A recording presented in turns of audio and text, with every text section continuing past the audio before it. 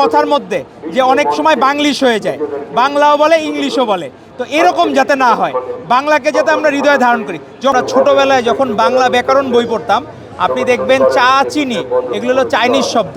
আমাদের যে রিক্সা, এটা জাপানিজ শব্দ। এখন রিক্সার কি বাংলা, এটা আমাদের জানা নাই। তো কিছু কিছু বিষয় আছে যে সেই সময় বিশ্বের কাছে যখন দেখানো দরকার ছিল, 24-এর গণ অভ্যুত্থানের সময়, তারা তো ইনকিলাব শব্দটার সামনে অনেকে অবগত, কারণ এটা ফার্সি শব্দ। আর ফার্সি হলো উর্দু, আরবি, এগুলোর অনেক শব্দ ফার্সি থেকে এসেছে। তো সেই জায়গায় ফার্সি শব্দটা হলো ইনকিলাব থাকার কারণে আপনি ইনকিলাব বললে সারা বিশ্বের মানুষ বুঝতে পারে যে এখানে কোনো অন্যায় হচ্ছে। একমাত্র স্মার্ট সিটি বসুন্ধরা, আধুনিকতায় এক ধাপ এগিয়ে।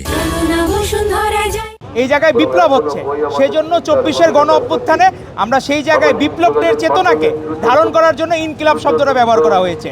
এখন ইনকিলাবের যদি বিকল্প ভালো কোনো শব্দ থাকে, আমি সেটা ব্যবহার করতে কেন দ্বিধাবোধ করব? ইনকিলাব বলবো।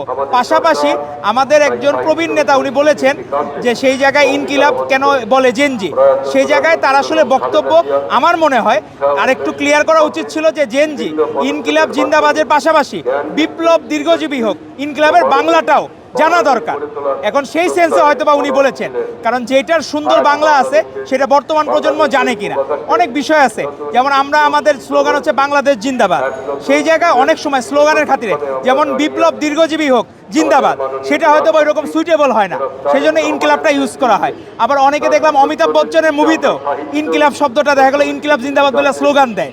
তো বিষয়টা হয়ে গেছে, আজকে যেহেতু আমাদের ভাষার মাস, এই 21শে ফেব্রুয়ারিকে আমরা যেভাবে হৃদয়ে ধারণ করি আন্তর্জাতিক মাতৃভাষা দিবস, কারণ ভাষার জন্য কোনো জাতি রক্ত দেয় নাই, আমরাই একমাত্র বাংলাদেশ যারা ভাষার জন্য রক্ত দিয়েছি।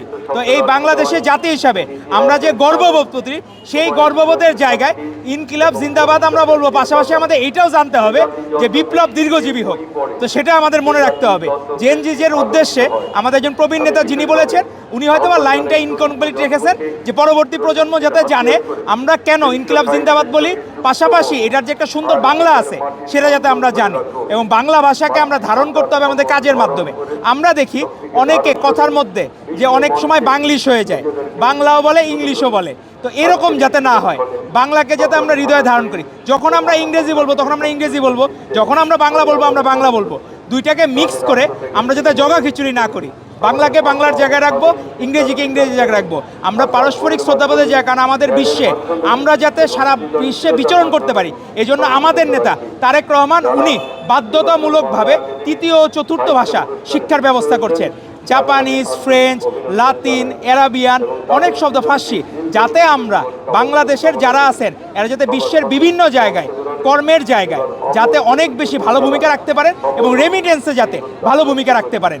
সেজন্য আমরা কোনো ভাষার প্রতি আমাদের কোনো ঘৃণা নাই, আমরা সকল ভাষাকে ধারণ করব, কিন্তু বাংলাকে আগে ধারণ করব। যে আমরা আগে, আমাদের নেতা বলেছেন সবার আগে বাংলাদেশ।